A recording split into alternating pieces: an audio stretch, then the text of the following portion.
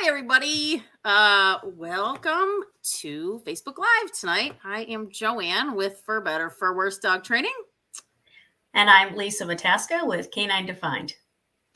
All right, Nancy is traveling from somewhere, so she might join us at the very end tonight if she makes it home, but she's not going to be with us for the beginning. So let us know that you're out there. Tonight, we are going to be talking about a very interesting topic, which is how dogs learn, right? And that's such a broad topic. We were kind of trying to figure out what exactly we wanted to cover. So I think we're going to touch on a little bit of a lot of it. So Lisa, do you have anything to add with that? No, I think a lot of times there's so many ways of learning, and I think, as always, you have to look at the learner and the way that they can take the information in and actually make it useful. And I think a lot of times with training, sometimes we think it's cookie cutter approach, and it's not at all. Is your house crashing?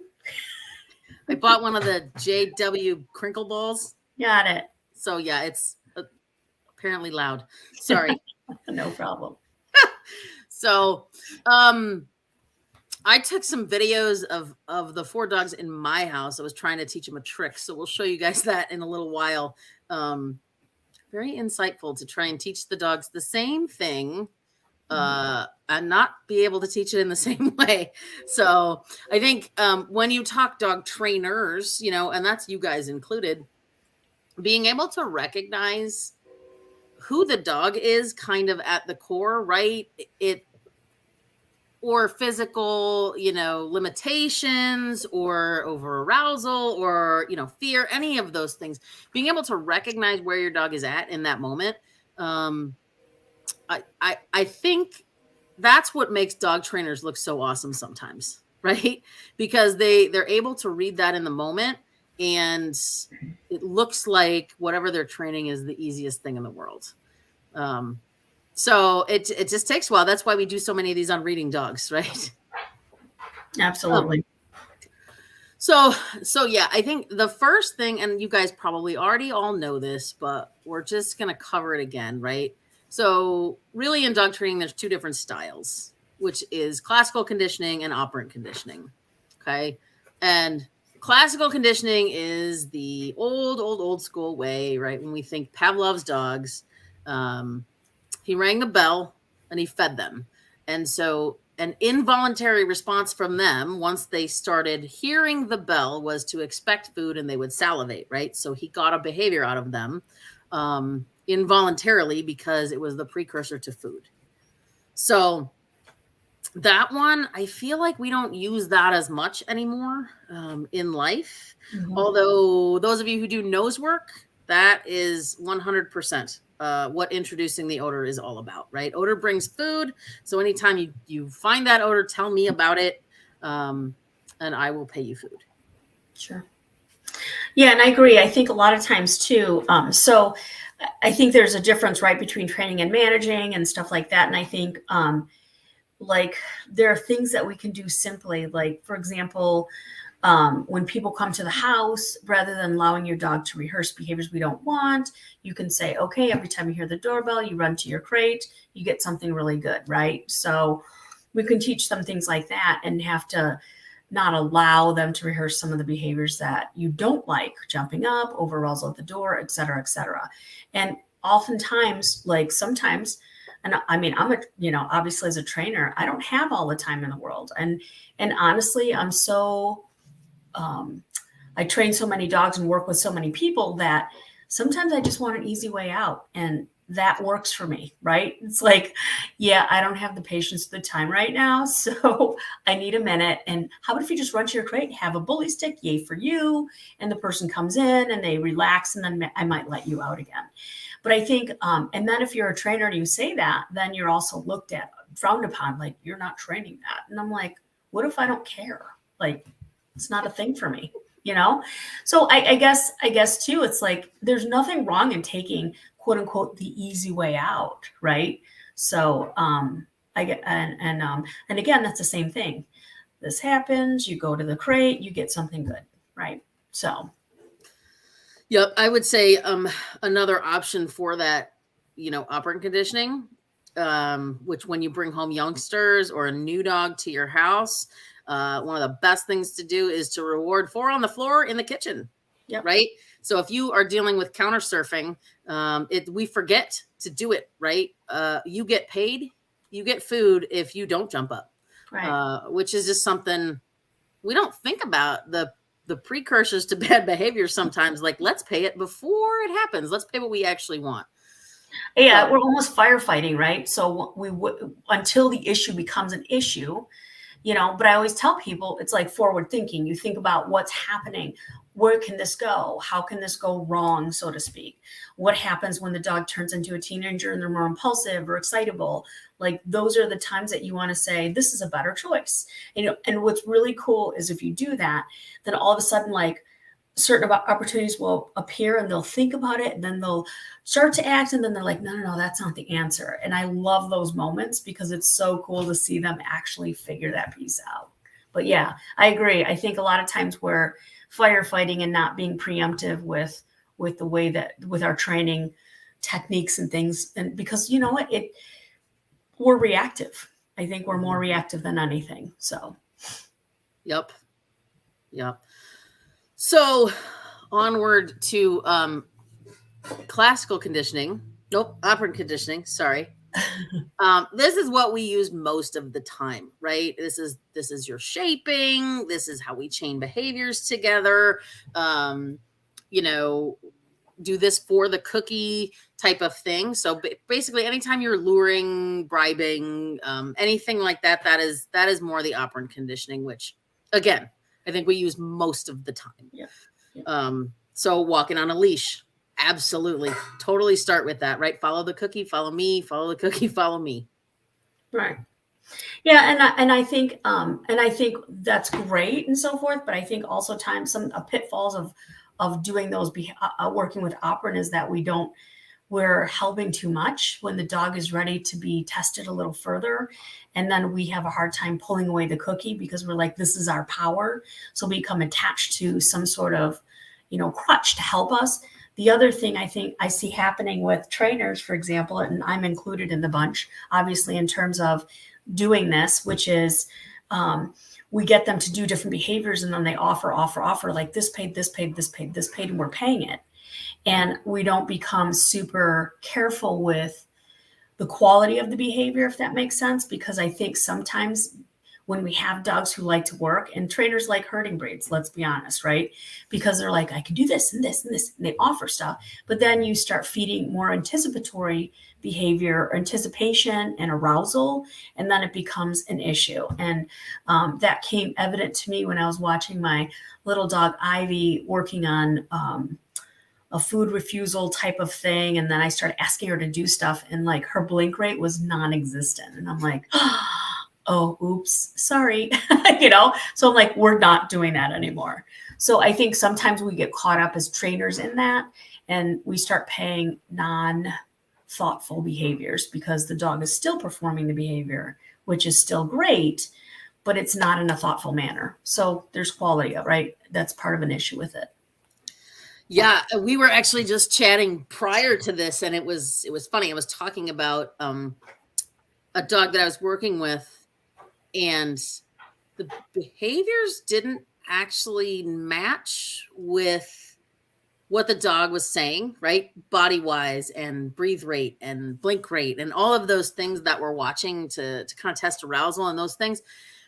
And what had happened was, I think the owners, we'll touch just a second, Judy. We'll touch. I'm sorry. So I think what happened is they were so used to using food to manage this dog and help the dog through situations that it ended up being like an open slot machine, right? So they're paying the dog for every little thing, and really, what happens is the dog ends up in a state of arousal that you're paying when you don't mean to.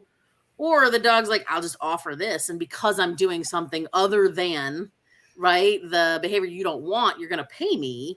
Right. So you end up getting this weird disconnect in behavior. And you also end up getting things a very confused dog, basically, right?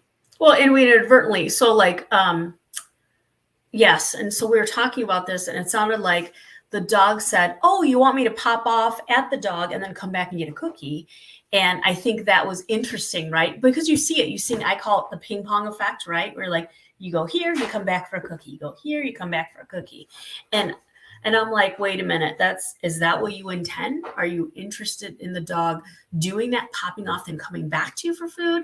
What is it that you're trying to reinforce? And I think it's hard for them, because if you have a trainer who's able to explain the body language part of it, you're like, that doesn't match co-courting. I don't get that your dog is reactive to other dogs. I think you've taught your dog to be reactive, right?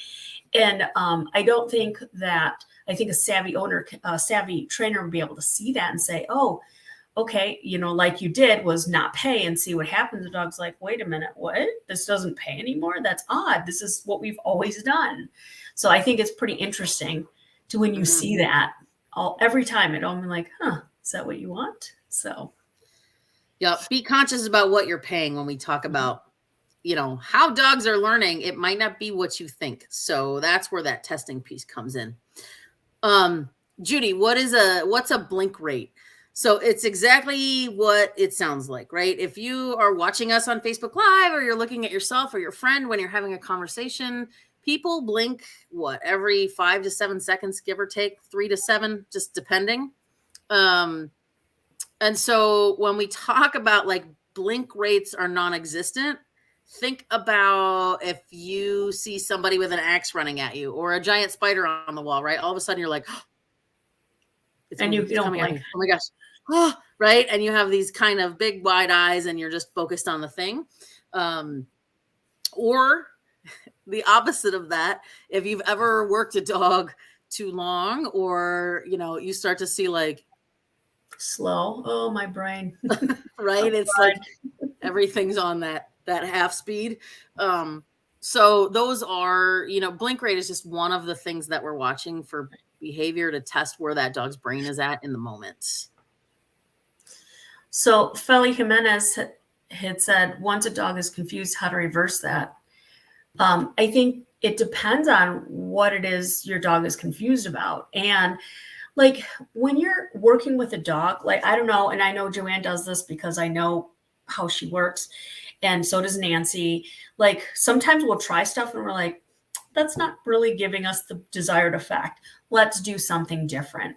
And the difference is, I think with trainers that are savvy or understand that process, they're able to identify it quicker, and you don't have as many repetitions and so forth to increase that confusion piece, right? So you're catching it sooner. So for example, with the dog we were talking about who's kind of popping off, coming back for a cookie, you would have tested that and said, okay, well, what if we do this? And Joanne caught it and is like, well, that's really not what you want.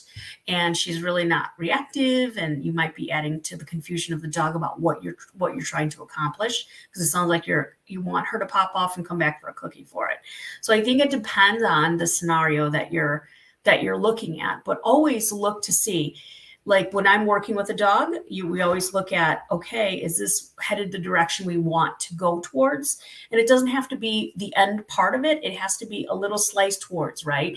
Because inevitably we're always undoing a history of behavior that somehow has been created and reinforced in some fashion. So, Jill, I'm sorry, I skipped one of your questions. People coming to the door. I think Lisa had talked about that in a previous one, but right. It's, I think last week, even you talked about it a little bit. So, teach them every time they hear the doorbell or the door knock to run to the crate instead. Right. And it's just a different behavior, right? So it's just a trick. Hey, when you hear that bell, just like Pavlov, right? You hear that bell, it means run to your crate and something good will happen. Right. Yeah, because I think it's counterintuitive because we want the dogs just to be there, but if we've started that pattern of behavior from the beginning, from the point that we've always had them out, and then they start going, oh, hi. And initially it's fine, but then they get more excited. Oh, hi. Oh, hi. Oh, hi. Oh, hi. And it gets a lot more exciting. then you're like, that's not headed my direction, so we need to change it, right? And so I think just an easy way is to be like, okay, doorbell means run to your crate and good stuff happens, like we had talked about. And that'll avoid the whole over arousal, bad behavior at doorways. Mm-hmm. So, Christy Murdoch, maybe this isn't the session for this question, but since you brought it up, how can you train lower your arousal without rewarding the dog that is aroused? Good question. So go. I have ideas. We'll talk about it. Well, I think one of the biggest things that I use is Suzanne's relaxation protocol, right? Which is basically, I'm going to teach my dog a down. I'm going to pay him a lot frequently for maintaining that down. And then kind of organically, I fade the treats, right? They sort of fade the treats, right? As they can maintain that down. I don't treat as much, right? If they mess it up, it's not a stay, right? And so the dog is very able to move whenever she needs to. And then you put kind of a position with it too. So like I like to lean over and kind of put my elbows on my knees and just chill out in a chair. And so I use it with Bam a lot. And so usually now I use it at nosework trials, right? Because he's so busy. So when I'm waiting, in a staging area, he goes, "Oh, you're doing that thing. All right." Yeah. And so he'll lay down. And I mean, I'll tell you, with that particular dog, he's never relaxed ever. But I could slow his roll a little bit, like just lay there and chill out as much as you can. So that's a big one that I use. Slow motion, right? Yep. Just everything has to kind of come down to that, like, because the more you move, the more you talk, the more all those things, you're keeping the dog, his arousal higher. So I even find too, like when people say turn and ignore the dog and they turn their body. Today I had a beagle that we're working with in class, and every time mom turned to the body, he's like, I jump harder and push harder on her. And he was super persistent. I mean, shocking beagle, right? But and so I was like, we changed the way we did it. So he was jumping up for cookies in this case, jumping up for cookies, super pushy, wanted the cookies, wasn't paying attention. And I'm like, okay, stop looking at him, stop, interacting. I also did a bit of a tether where we stepped on the leash where there was some ability to move, but not him to completely arouse and jump too high type of thing. And then we started feeding him on the ground. So kind of a tethering with reinforcement on the ground, even though he was still, what I did was I waited, I paused until I paid. So I think the pause is really important when you're training, because I think we'll hurry up and want to whip out that cookie right away. And if your motion's super fast to whip out the cookie, I think that causes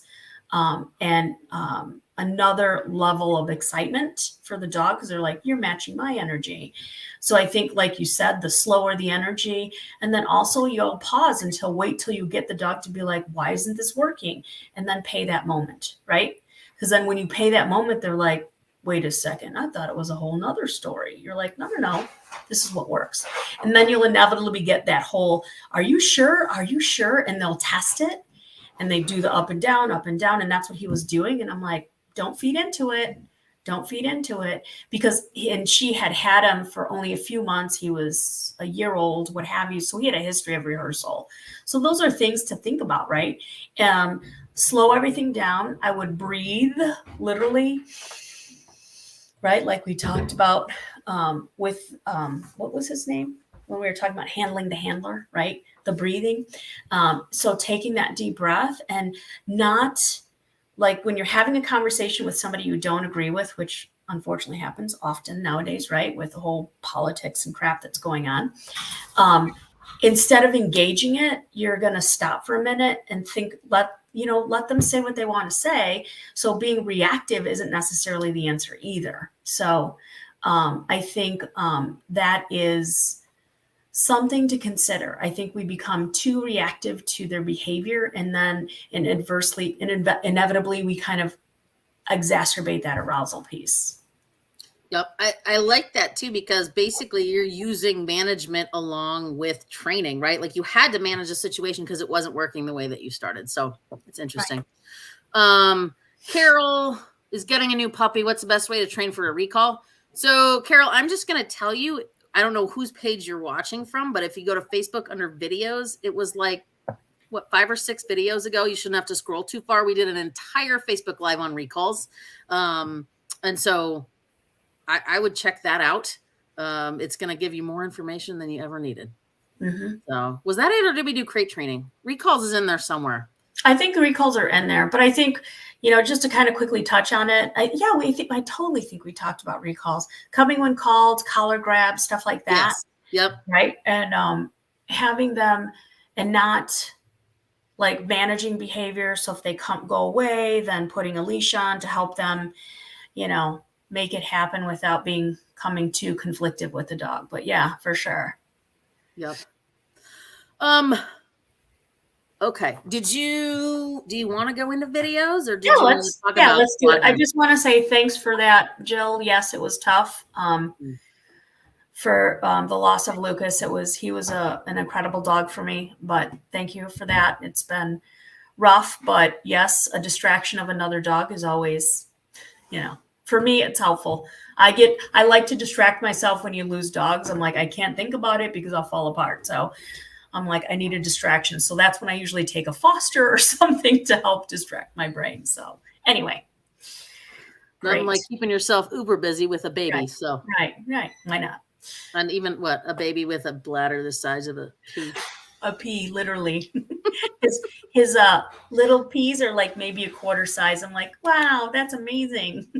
My husband like, did you know it was going to be this small? I'm like, no, I didn't realize it was actually this tiny because my paps were not from appropriate, weren't from show line. So interesting. You had a steroid pap. No, yeah, I did. He was ginormous. He was, I don't know, like 14 inches at the shoulder. That's huge for Papillon, but it is what it is. Anyway. All right. So I won't be able to see comments when I share. So I'm just going to preface this for you guys. I have 4 dogs in my house right now. I'm going to show you the foster dog first. This is Roscoe. And so the behavior that I was trying to train was like a say your prayers, right? So put your paws up on my arm and kind of duck your head. Now, for the sake of time, I wasn't going to put these in fast forward. I edited them this afternoon, but nobody does the thing except for the border collie once. But so think of it more as I'm trying to get them to put their paws up on my forearm. Okay, right. So that's where we were starting. That's about as far as I got as for videos. So what technique were you luring, shaping? What technique were you utilizing? I was luring first. Okay. Right. And then it sort of morphed as the things went on. Every dog's different. So I'm not going to tell you too much because I know Lisa's eager beaver. She's going to throw out all the answers beforehand, but all right. Sorry. No, you're good.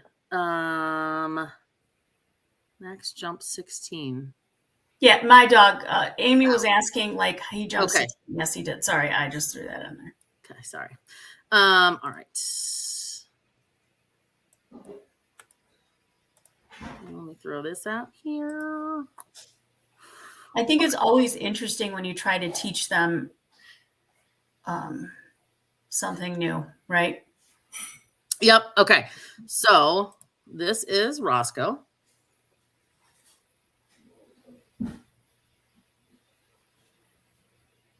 So right now you're reinforcing position. Yep. Just coming up, right? So I just wanted him to come up a little bit.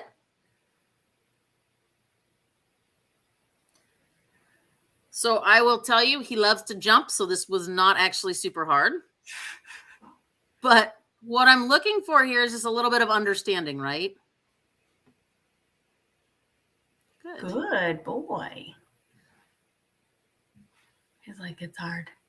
Yep. So we edited the middle section because I put some snippets out here, right? Yay. Good. Good. So that was like the first time he really hooked both over me. So I actually did a little bit of a jackpot, right? He got a couple in a row. Yay. There Love you go. I'm going to lick your face. Love you. You're like, okay, that's enough. I need more cookies. Oh, yep. He's happy. Look at his tail. This is great. I love this. He's like, how about now? No, not yet. Wait until you're cued. Yep. There you I go. really want to kiss your face after the cookies. Right? So this is where, right there, right, where we get excited because the dog starts to offer a behavior and we might pay that. Mm-hmm. When in turn, I would not have paid what I was asking. I would have paid the dog jumping on me, right? Right. And so this is what I kind of want to see is he's like, yeah, do it again. Okay, I'm ready. Got it. So a little excitement, but he's not over aroused where he's not thinking. Plus, you're guiding him and providing information to say, hey, that's not quite it. And he's like, are you sure? Are you sure? But you notice his motions are still fluid. He's still in the moment with you and thoughtful. Yep. And the progression of his learning was actually very quick, I thought. Yep. Because I didn't spend more than 5 minutes with this. Right. And I know it's a super simple exercise, guys, but like you'll see the difference in all of the dogs as we watch them. So, but yeah, I think one of the good things to talk is what Lisa's saying here, right? Like you can see he's excited, he's happy, he's, so you're getting a little bit of that excitement coming in, but you're not getting super over the top movements. You're not getting over arousal. You're not getting. You're getting him trying. Excited. Yep. He's excited, but it's it's not over the top, right? Where I know the answer. And then the super push and the force, and he thinks about, and then he responds when you back him off again too. Yep. And he wants the cookie and he wants to kiss me and he wants, you know what I mean? But he's really picking it up quickly and you can see a good learning pattern going on here. Right. So good boy, Roscoe. Yeah, that was good. Nice. He's up for adoption, by the way, if anybody wants a quick learning dog. I like him. Me too. Okay, so this is Noah. And I want you guys, and I can't see comments, but what do you notice right off the bat here? There's no comments so far. I'll let you know. Okay. I know you won't be able to go too far without commenting on this. So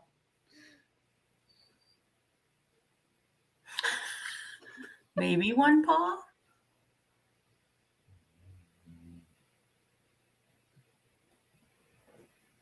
So I love this dog, but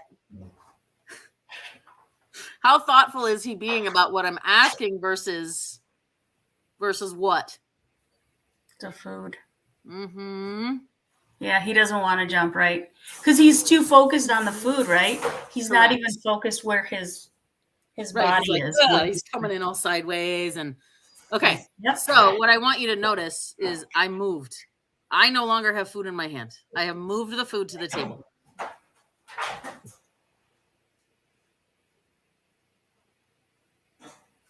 He's realizing I don't have it in my hand now. He's like, what do you want from me? Oh, that was better. Yep. And you can see him kind of slowing down. He's like, that's right there. How about this? How about if I help myself? Oh, okay. Darn it. Think. I like to think about what I'm saying. He's like, woof.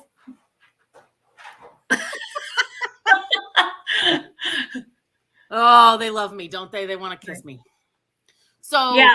And Michelle wrote, so we have a couple people. Jennifer wrote, doesn't want to jump when we talked about that. Joyce wrote, he's more interested in the food than you. Christy wrote, cookie. Michelle wrote, you are not presenting the same way as with Roscoe. Correct. Yep. And I think recognizing here, whoever said he doesn't want to jump, let me tell you, this dog loves to jump. He will jump up any chance you give him. It's a thing, right? So it's not that he doesn't want to. He's just like food. Like he's just not being thoughtful at all. Right. And then he's offering sneezes, right? Yep. Because we've trained to sneeze. So yeah, he's like, this usually gets me food. Hurry up. Yep. I know, I hear you. Don't talk about me. Good. So I think maybe being stationary and moving a little bit less and getting rid of the food. So I did all of those things, right? So then you were prompting it. When he did it, you'd say yes and then get the cookie, right? So, and that's an important sequence, I think, you guys, for everybody to understand, because in his case, he needed, he was all into Jennifer wrote cookie brain. Yeah, he was so focused that he was not thoughtful about what she was trying to get from him, right? Yep. You're like, slow down. It's put your paws here. Come on. I can't. Woof. Yes. Okay. Yeah. And you would have to slice that down for him. So, Yes. different ways for him. Whereas, isn't that interesting though? You would think it'd be so easy for him. And what's interesting to me is that some people say, well, I don't understand why he's having a hard time. He always does this, because they're not recognizing that arousal piece, right? So way over aroused there, right? Yeah. So if I had continued along the same path, I would have gotten, not upset, because I get it, but a normal person that comes to classes, beginning obedience, whatever, right? They get mad at the dog. This dog's stupid. It's like, no, it's not, right? Just chill out on the food. Maybe I could have used a Charlie Bear or a piece of kibble, and it would have been a little less, right? We were using freeze-dried chicken, so a little much for him. Right. Okay, so all of you with the herding breeds, you will love this. The thoughtful, oh boy, herding dog. The overthinkers. Mm-hmm.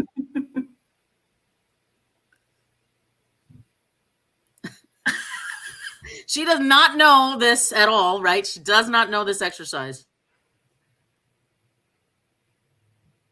But look at all the anticipation. Is it sit up? Is it a paw? Here, I know this. Right. She's still guessing though, right? So even though she's really not being thoughtful, she's like, come on. And, and I think what's interesting about the herding breeds is that they pattern so quickly. They're like, come on, loser. What did you change about this game? Right? They get almost impatient and real pushier, more pushy. Good. Oh, that's what you meant, right? Are you sure? This is not what we do. Just love me. Come on. I need help.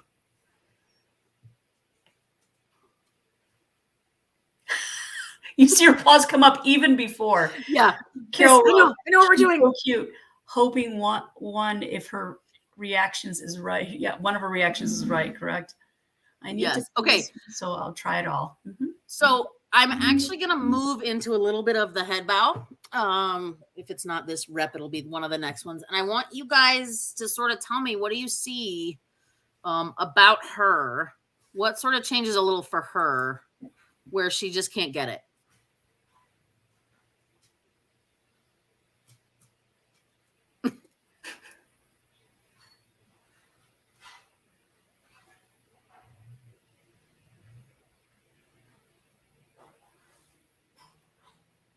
What? Does it touch your hand? Where's the cookie? Yeah. Oh. So it's right there that she's like, okay, I could do that, but.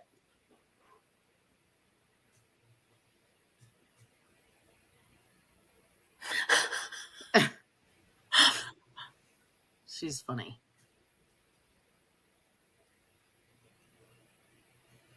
Does she have frontal issues? Physical issues? Physical issues, yes, she does. Okay. Neck or low back? It's low back and knee. Okay. So, of course, Lisa got it right away. Shut up. But what I want you to see is as she comes into this, okay, I want you to watch right through here as she bends. The stability back there. Yep. It turns. It rolls like or bends. Yep. It does. It's a little ouchy. And so she's like, oh, okay, I can try it, but I need to shift my body a little bit, right? So I try it a couple more times and she keeps continuing to tell me like, I can't do that. That hurts. And you may not see it, right?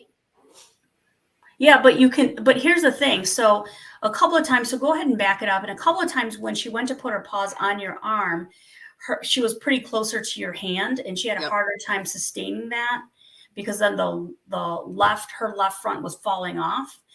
And then I noticed she always she seems to put her right up first versus then her left. like that. Mm-hmm. And then, yep. And then when you tried to do more of the full arm, she did it, but then she dropped her right paw. It was interesting.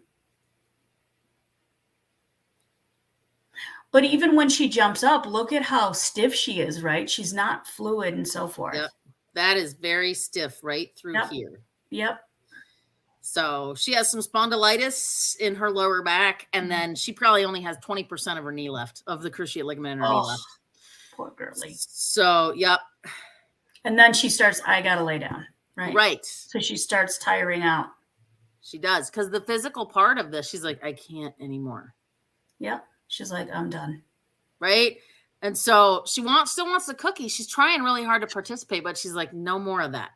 So for video purposes, you can even see she drops her head now, just even in the sit a little bit, right? And yeah, now she's like, that's hard. So I want you to think about how fast those sit responses were in the beginning, right? And just look at the energy there and look at how much she's boom, sit, okay, oh, and foot, okay, boom, right? And so just in a matter of, what is that, 3 minutes? Doing that's a long session of training. It is, I think, yeah. But for something physical, imagine trying to do, sit-ups for 3 minutes, right? It's a long period of time. So the physical part of that was really tough for her. And again, not knowing that, right? Well, the dog did great. She just gets stubborn, right? It's like, no, she's not. She's really telling you, like, I can't do it as well as I did. So 30 seconds of training and call it done. And you can do that 5 times a day, right? She'd have it in no time. Yeah, I agree with you too. I'm like, I think your dog can do it, but they're tired or they're hurting or something. Yep. Yeah, I know. It's hard. I think a lot of times too, like when you see stuff and, we're not vets, but we've been doing it for a bit. So you see different things. You're like, I wonder if you should have that checked out. And when you do, they do check it out. And in some cases they'll say, oh, well, the vet didn't see anything. And I'm like, well, to be fair, they're in a small room. They're not watching your dog. You're not watching their dog move and so forth. And to be honest, there's specialists that need to look at this, right? So like a rehab vet, yep. Somebody who actually studies motion and structure that has the capability to see that stuff, so I don't think people, we say go to the vet, but if it were for me, like if I was hurting and had a hard time doing something, well, I'd be going to the proper specialist, an orthopedic doctor, what have you. But we don't think of that for dogs, which is, a little sad in a way. And then we take away to be like, oh, they're just being stubborn. Yep. It's like if your knee's hurting or you sprained your ankle or something, you don't go into convenient care. I mean, maybe you do, but they'll tell you to wrap it and ice it. Like, do you know what I mean? They're not going to do all the things or know when to get an MRI or something like that. So right. And then Michelle had asked, what about Boswellia or something like that? Yeah, some of those things can help. And I'm sure you have her on some sort of regimen, right? I have a lazy Susan of supplements for that. There you go. For all the dogs, really. But yeah, and I even took her in, I took her in to look at stem cells because I know that the cruciate ligament has kind of gone a little bit. And he's even said, he goes, I would love to. He goes, but I'm not going to charge you for that. He goes, she has such little knee left. He goes, I would feel terrible if I charged you $4,000 for stem cells and it went a week later and you got to pay $4,000 to have it repaired. So maybe it'll never go. Maybe it'll go tomorrow. I don't know, but I'm going to let her live her life and be a happy dog and just understand her limitations. Right. Right. So even 20% of a true ligament is better than a surgically repaired one. Right. So, okay. Oh, last boy. dog. This one's going to be fun. I can feel it. Let's just say we shifted what we were asking for, but I'll tell you that in the end. He's fun. All right. Things we think about when we're like, wait, how did I miss that? Look at his face. Yeah. Just I'm like, ow, hit my finger. Ow, relax. Standing on my foot, right? Just Oh my God, I don't know. Oh my gosh. I should train him. Ouch. I need to rent him out to make trainers better trainers. Like Oh my that's what I. God. Well, and he's a space taker too. Well, I mean, no shock there as a Doberman, but Yeah. I know you have PTSD with space taking Dobermans. I do. I actually kind of do. Somebody wrote, "You don't need all your fingers." Yeah, well, they're helpful, but you know. I know. I do. I need them if you want me to keep opening the cookie jar or the bags, right? So you can see he did it a couple of times, and then he's like, "I don't know what happened. What are we doing?" He's not thoughtful. Yeah, for sure. So I have taught him a shake, right? I have taught him that. So now he's like, "This is what you want. This is what you want."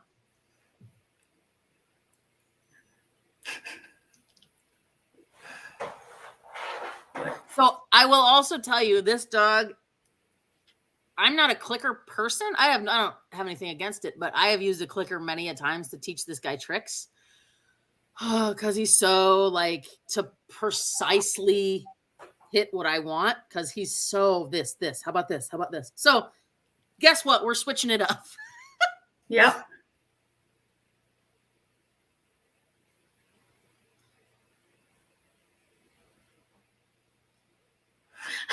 He's like, I can't. I know. I'm like, I'm trying to get that left foot up, right? And he's like, I don't know. It just when he gives paw, does he always give it with the right foot? Yes. Okay. Yes. So he's like, this is what you want. Right. I'm like, it's not. So I'm trying to like. But I think too, pay attention like to the quality of the motions. Oh yeah. It's like, wham, that's what you want. Wham, that's what you want. There's no thought behind it. Like, is this what you want? He's like, this is what you want. I know it. I can't. Please help.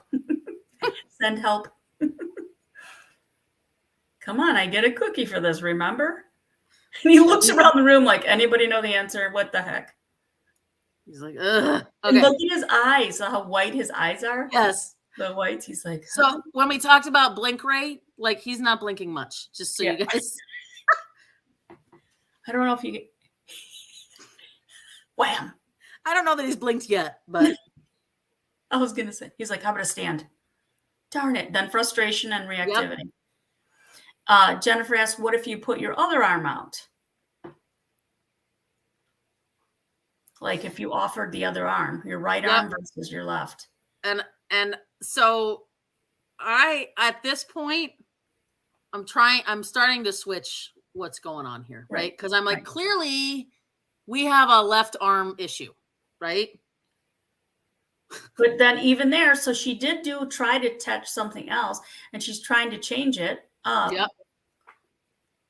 But he's still, so this is what happens, right? In training sometimes, what I've noticed too, is that sometimes when the dogs, you start on a path and you're like, no, you know this, and you rehearse.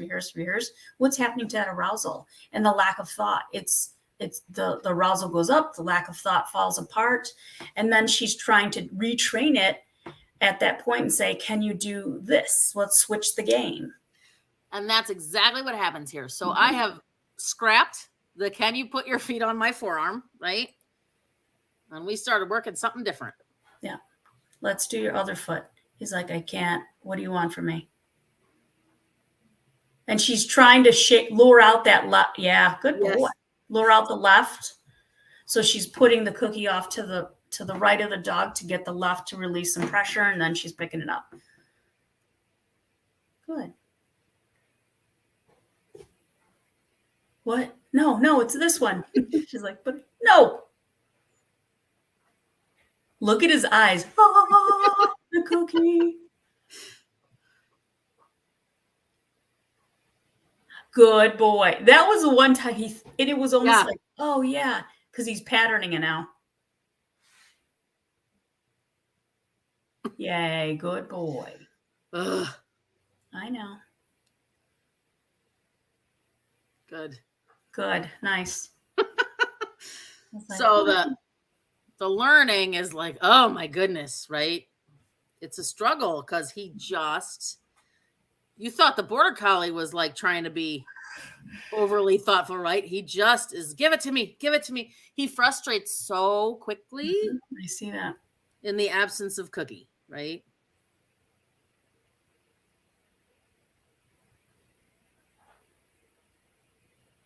So, yes, you could, and you could test it out. There's no right or wrong way. So Judy wrote, have you tried holding your right arm horizontal and feeding with your left hand? And yes, you can do that, but sometimes that might be too big of a chunk for this dog based upon his arousal, right? So then you have to step back and slice it down thinner for him to be like, can you even offer your left paw? Or your left paw, because he's been so conditioned for the right and he's not thinking. So Carol wrote, would the dog learn from watching one of the other dogs? I think I would venture to say no in this case. Nope. He doesn't pay attention to he is so all about himself and such a fast mover, and no, he could care less what the other dogs say. So, that is the life of Bam. And what's crazy is that I think the part of the arousal is that, like, a lot of people have different ideas about what arousal is. Joanna, is he right-handed? Or is that what you just taught?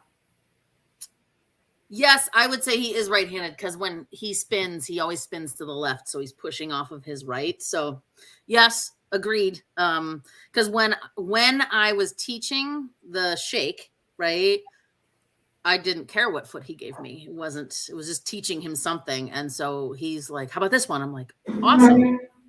So, yep. And that's just sort of the foot we stuck with. So of course he's going to give me, it's like, right, I'm going to shake your hand. I'm going to give you my dominant hand. So I think what's pretty interesting about our dogs that are aroused, it's not, if they're over aroused, there's a healthy amount of arousal in some dogs. And I think in his case is a touch more than it should be. That's healthy. Does that make sense? And for me, I guess the reason why he has a hard time changing patterns is because pattern and anticipation, because the brain is designed to do that, right? Figure out patterns, because it provides security and safety and a homeostasis, right? So that if my dog arouses and they have a hard time thinking, they're going to resort to something they know, just like us. So habits, for example, I used to chew my nails. Like when I get nervous, I'll chew the insides of my lips, my cheeks. And so, or I just start being thoughtful about something and it's a habit. That's what I resort to when I'm kind of like off base, so to speak. And I think that's what we do. And animals do the same thing to try and help themselves feel better, so to speak, achieve homeostasis again.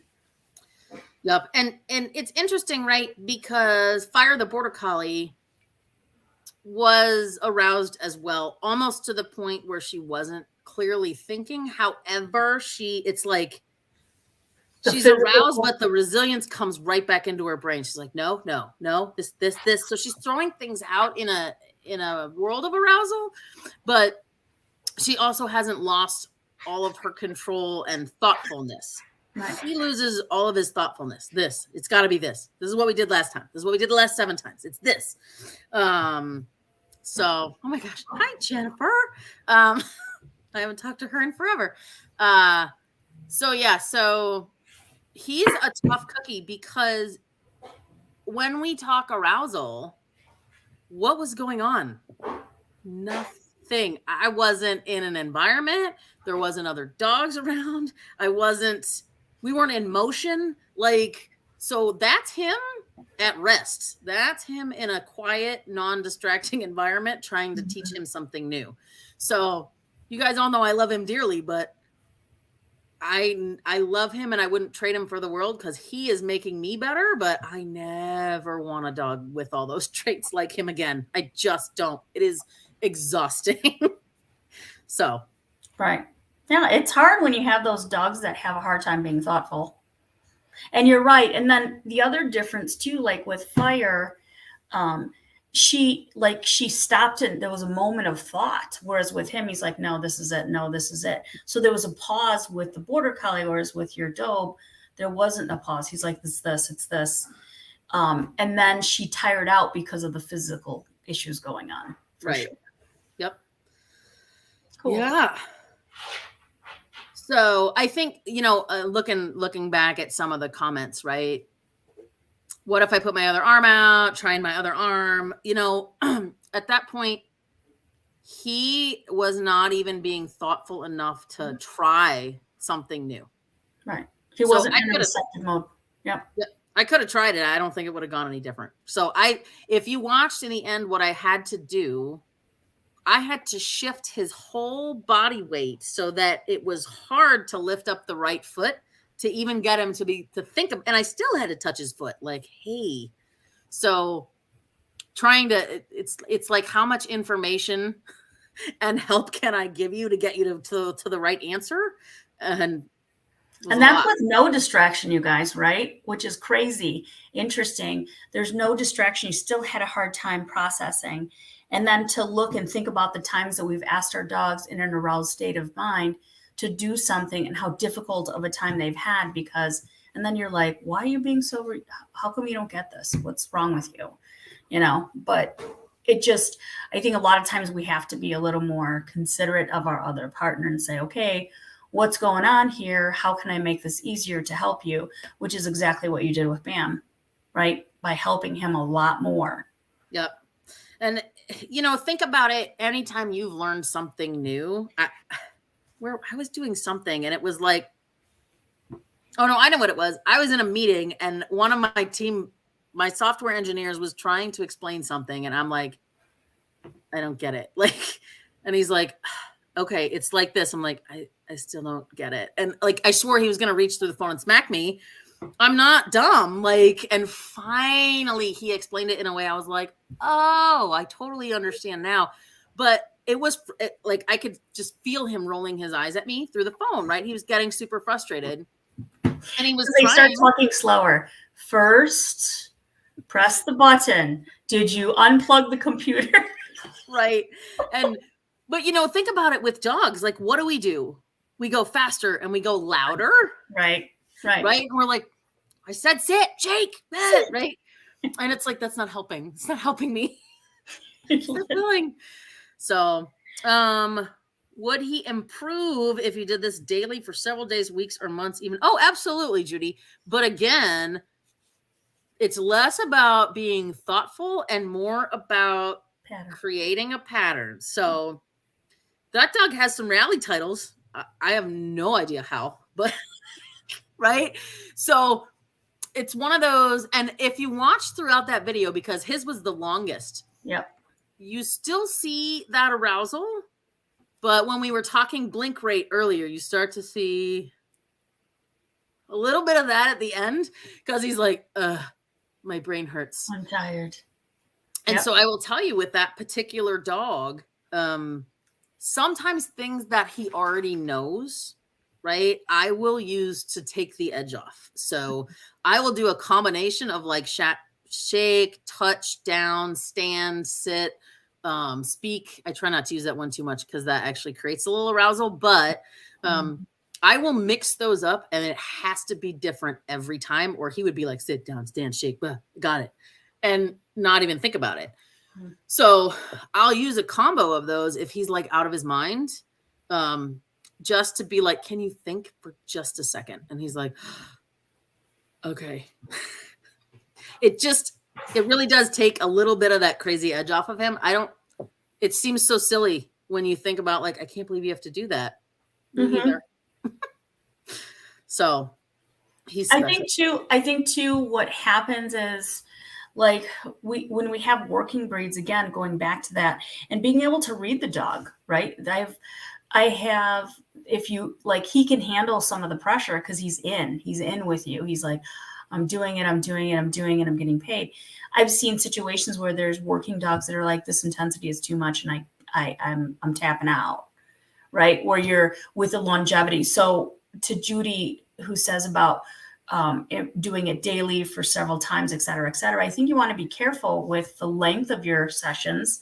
Sometimes too, that was a long time for him and he hung in there, but by the end he started tiring, right? So I think this is why, even for me, having dogs that like to work, when you work them, you go ahead and give them a break afterward and be like, you need to go think about that and then try it again.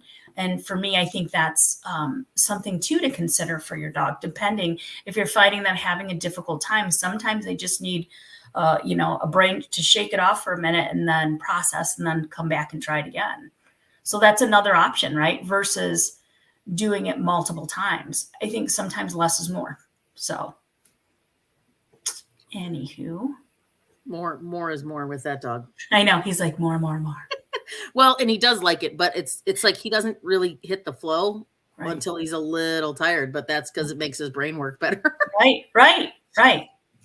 But he's rare. Like there's not a lot of dogs out there that with that level of him. So yes. And can you imagine that as a pet? That's no crazy. You're like, no. I said if he ended up in a normal sporting home or a normal pet home, they would have returned him because I love him, but shake it off for sure. Gabe's shake off is hilarious. You can see his brain sort back into their slots. Do you think you can train a shake off? Sure you can. Yep. That's one of those things though. You kind of have to mark it when it happens. Yes. So it's a capture. Yeah. Yep. And I think too, you also have to be careful. Yes. And you have to be observant because once you start marking it, they're like, you just want me to shake my head. So I think also what you're talking about, the shake off is kind of I need a minute to process and then I'm going to come back to you. So then that emotional state, if that makes sense, is a little harder to capture, if that makes sense. But yeah. And so like if I was training a shake off, like, cause you just want the dog to shake off, which I think this is where we get into that weird version of smiling can actually calm you down or make you happy or, you know what I mean? Those types of things, which is true. So I would think a shake off probably could give you a little bit of, relief from anxiety, from arousal, those types of things. But I would try and create it as opposed to mark it. And because usually when you get it in a training session, it's not a great learning moment. Right. I don't know if I'm explaining that right, but like it's an emotional state, right, that you're looking for. And it's hard to capture that in a training when you're training because the dog's mind is like trying to sort what the issue is. Yep. So it becomes a little more tricky. Yeah, for sure. Yeah. So like I might do like one of those, all the way down the dog just to kind of get them to do that little shaky shake. And then you could mark that and just sort of play with it and shape it a little bit. But to get one of those full body ones, that's going to be a little while. Right. And it's kind of like a friend of mine, she had a dog and, sadly he's gone now, but the way he learned to relax was his body was tense. So he'd almost go into rigor mortis. Look, I'm relaxing. And I was like, good try, buddy. And he's like, do you see me? I'm relaxing. And he's all stiff. And I'm like, oh my gosh. And for him, because he was a border whippet, it was difficult for him to kind of sort that because he's always thinking, how do I get the cookie? How do I get you to do this? How do we do that? So it's just interesting that sometimes we think we get what we want when we're like, the behavior doesn't match what we're looking for. Yeah, like when I do relaxation protocol with Bam, he's like, oh, you're doing the down thing? Okay, I'm downing. Yep. How about a cookie now? No. He doesn't like, unless he's sleeping, he's not calm. Yes. So, all right.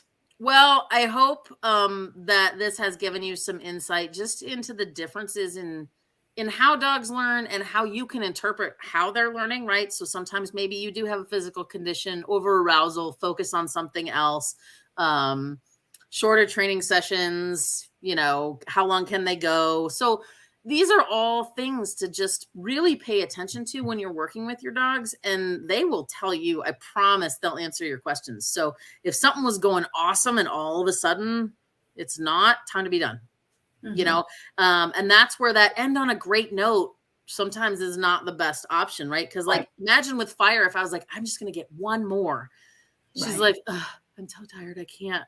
So stuff to think about. Anything from you? Lisa? No, I think the videos were really helpful in terms of seeing the different ways the dogs were sorting information. And I think, we have our own specific dog in front of us. And for those of us that have multiple dogs, sometimes we're like, we do a comparison. But also remember how it felt when your mother was comparing you to your other sibling. Not so good. So adjust the training to the dog in front of you, give them the benefit of the doubt, and just know that everybody's different, has different learning styles. So cater to that for sure. Nobody's dumb. They're, well, some of them, but no one that we showed tonight. No, I'm just kidding.